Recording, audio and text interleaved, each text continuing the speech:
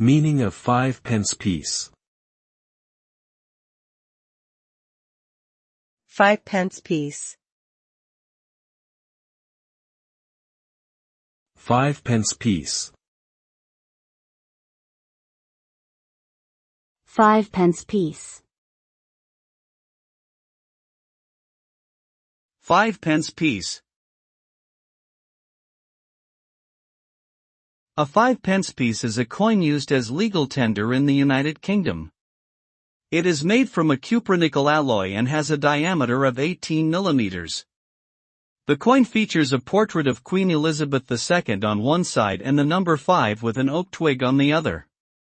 The coin was first introduced in 1968 as part of the decimalization of the British currency.